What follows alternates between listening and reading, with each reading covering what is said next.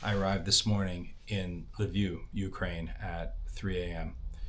The city's under martial law and there's a curfew that begins at midnight, so pretty much everything stops running. There's no taxis, there's no Ubers, and I was let out at 3 a.m. in the morning. It took about 2.5 hours or so to get across the border, and it was about a 12-hour drive from Warsaw. Even though it's scheduled to be 8 hours, it was an additional four. Don't let them fool you. So fortunately, a Catholic priest helped me, Father Roman, who's a military chaplain, and that's one of my main goals for being here, is to document the work of people of faith within the darkest part of the world right now. And what does that mean? How exactly does that make sense? And where is God in all of this? Well, let me tell you that if you haven't been to Lviv, it is one of the most spectacular cities with some of the most beautiful people you can imagine. However, I will say that I was finally asleep at around 4 a.m., but I was at the Garrison Cathedral, the big military church here in the city, for an 8 a.m. Mass, and it wasn't even a few hours I was in this country, and I was already looking at victims of this war, bodies and cadavers in coffins.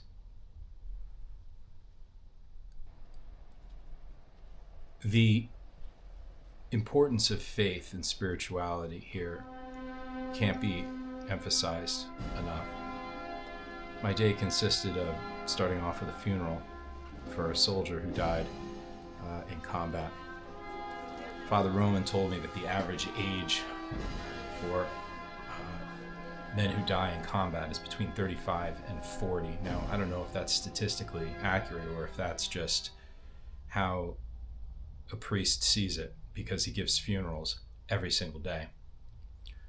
The churches here, the Orthodox churches, the Ukrainian Greek Catholic churches, they do multiple funerals a day. They have services constantly, it seems. But their funerals run Monday through Saturday, and they celebrate Mass on Sunday. But every other day of the week is funerals. The Garrison Church is specifically for the fallen heroes. The Ukrainian connection to Christian faith is not just so evident when you pull into the city, because it's almost like my experience in Rome. When you go there, you see these domes everywhere. You see cathedrals and churches. It's the same here. And the first service that I went to was at 8 a.m. and I'm staying here at a Studite monastic community at a monastery. And I walked into a Mass at 8 o'clock this morning. And it was filled with people. It was filled with people of all ages in a church that's 500 years old. I walked down the road 3 blocks to another cathedral, and this is the military cathedral, to meet Father Roman at 9 a.m. for a Mass for a fallen soldier, and his family were there.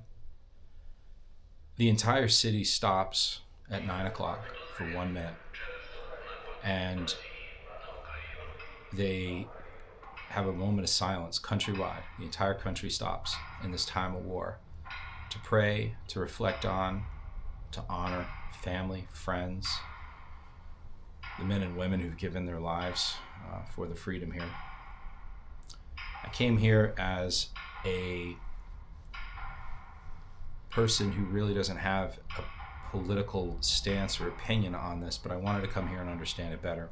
And I wanted to really understand it from a spiritual dimension. And what exactly does that mean? As I already said, I'm exhausted. I'm tired. Like I already shared, it wasn't a couple hours until I was seeing bodies in coffins. And the week hasn't even started yet. I'll be heading east tomorrow night on an overnight train out towards in the direction of the front. But tomorrow is going to be with students. Tomorrow is going to be with college students. Today I was with children whose parents were lost. Today I was with chaplains who were out on the front since this war began, taking care of the spiritual needs. Not just the spiritual needs, but as you'll see if you want to watch some of the interviews that I do, they take care of the family after the father's killed. They help them with the children's education. They help them with bills. They help them with grieving, of course. They help them with the trauma. They keep them connected to communities of other families, of other mothers, of other women. They play such an incredible role. And here's something what really stood out to me that I'd never thought of. As Father Roman took me to one of these huge cemeteries that were beautiful. You can't walk in there and not cry. But every cemetery plot is decorated in the most beautiful, most celebratory way of the soldier's life. The families were there.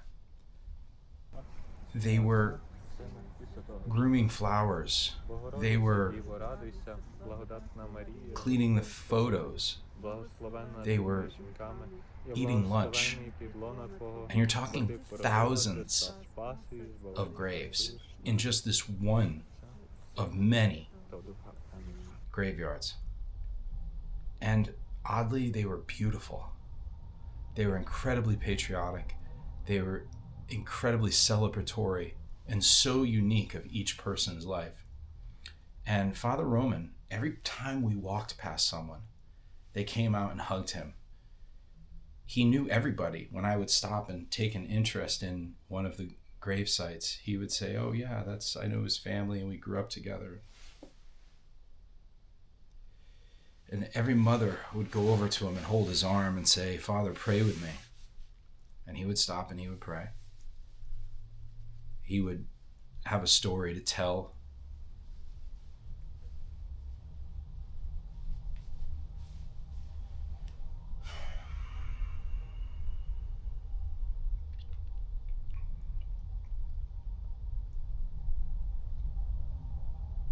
I'm not really sure what this week is going to bring me. I'm not even really sure why I'm here. But today I saw a part of life, not necessarily about war, certainly not anything about combat or military even. But there was this degree of love. There was this degree of honor at this funeral that I attended, and the family allowed me to take photos and document. We followed the